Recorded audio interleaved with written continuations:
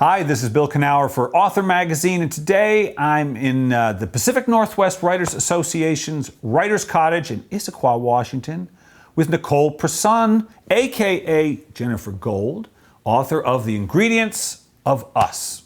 Nicole, welcome to Author. Thanks for having me.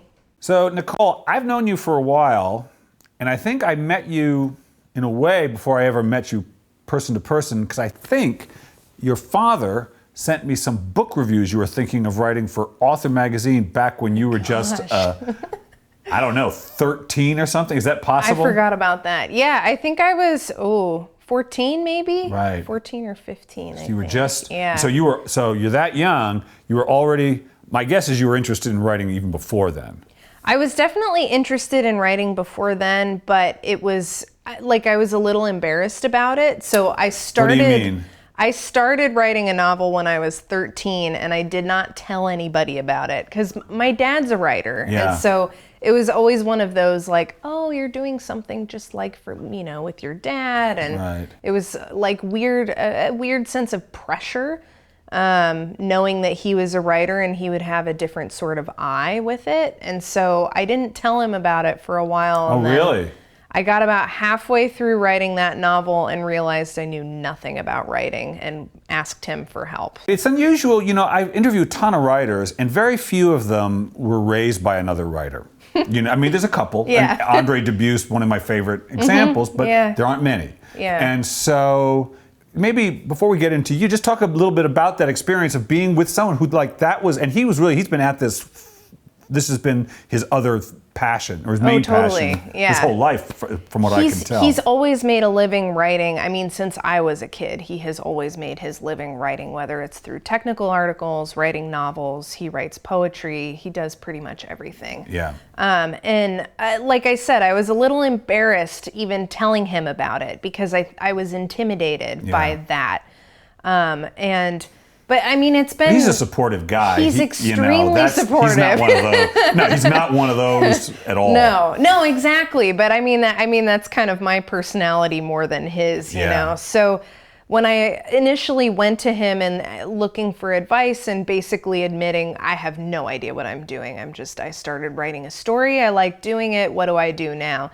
He was very helpful. He gave me a ton of craft books to read. Mm-hmm. Did you read them? I did. Okay. I've read a lot of them. Yeah. Oh, yeah. I'm always reading a craft book along with something else. Okay.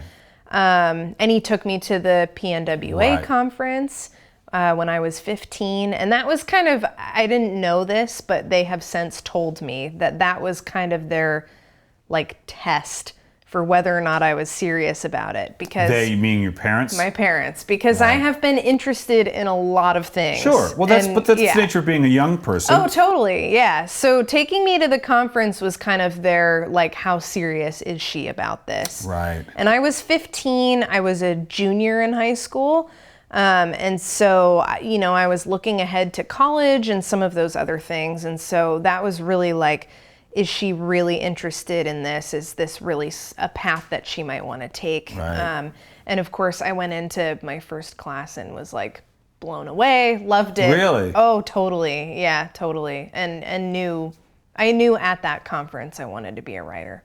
The first time I became aware of your writing, aside from the first attempts at writing book reviews for Author, were fantasy novels. I believe they were fantasy novels. So you're young. You're still pretty young when you wrote those. You're still young, but for writers, it's largely a middle-aged profession. Not always, but that's often the case, right?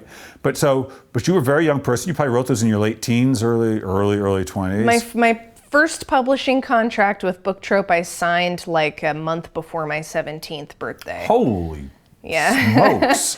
Yeah. Wow. And then I published the next one a year or two later, I think. And so what was that like for you? What was it like for you seeing you were just so young, you didn't even have a chance to even know anything different. It was surreal. Yeah, it was surreal. And it was interesting because at the time I had just gotten onto the board of the PNWA. And so I was encountering a lot of writers who were trying to get what I had already gotten.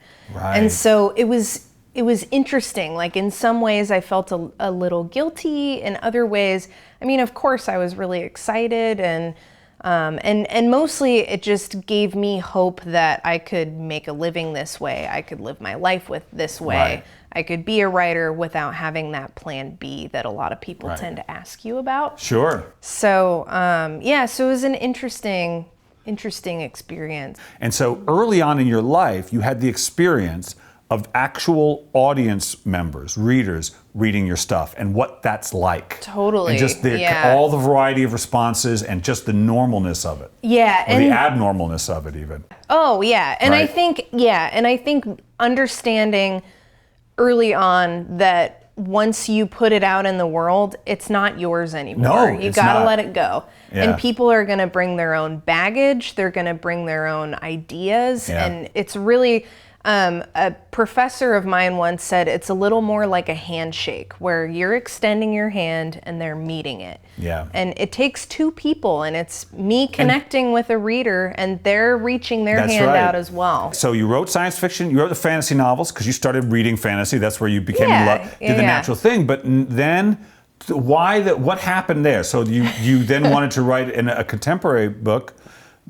Talk to me about that transition. I started writing in contemporary, in the contemporary genre, primarily in short story for my master's program. Sure. I was doing a lot of experimentation, which I think was one of the benefits of doing that type of program in the first place, is stepping outside of what I'm used to and learning new things, meeting new people, trying, experimenting, all of that stuff with my work. And so I think this novel in particular was odd because it started as a short story that then turned into a handful of short stories that then turned into a novella that bloomed into a novel. Oh, okay. Which was a very messy process, and I do not recommend it. Yeah. But that's kind of how I moved into that realm.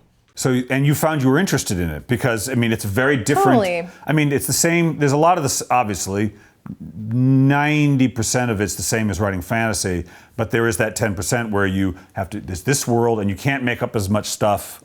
Yeah. And, there is a different palette that you have. Absolutely. And I think with fantasy, I mean, I was writing like epic fantasy, Right. which is very plot, it's very idea. Yeah. And this, I was primarily working in the realm of people's emotions and their relationships. Right. And so it was less epic, but it was also much deeper into, what a regular person's life is like. Right. And in some ways it was more of a challenge, or I guess a different type of challenge to write in that realm rather than a fantastical realm. So, yeah. Well, to move the story forward, you don't have the compelling, like, what if they die? Right. That's just the very of like, oh my God, what's going to happen next? Yeah. There has to be the question of what's going to happen next, but it has to be. It's so much quieter. It is, yeah. And it's interior. Quieter, and it's so much more related to the surface level tension and the internal tension and that interpersonal tension. Yeah. And so, it takes a lot more fine tuning, I think. Not to say that sci-fi fantasy does not include that type of thing, but just that it is really front and center in the type of book that I was working on in that program. So it was just a different animal, and it took a lot of time to figure out how that works and what I find compelling about it and the story that I wanted to tell. Nicole, I got one more question for you. Maybe you know this question. I don't think I've ever asked it of you, but I want you to finish this sentence. If writing has taught you anything, it's taught you what? How long am I able to take? That's a tough one. If it's taught me anything, it has taught me empathy. Yeah. Yeah. Through writing other people who aren't you. Absolutely, yeah. I mean, in this book, one of the main characters is someone who cheated on his wife, and I ended up identifying with him and liking him and seeing his side of the story. And I think anytime that you are delving into conflict, relationships, interpersonal, anything, you have to be able to really put yourself in someone else's shoes. And I think writers are some of the most empathetic people I've ever met.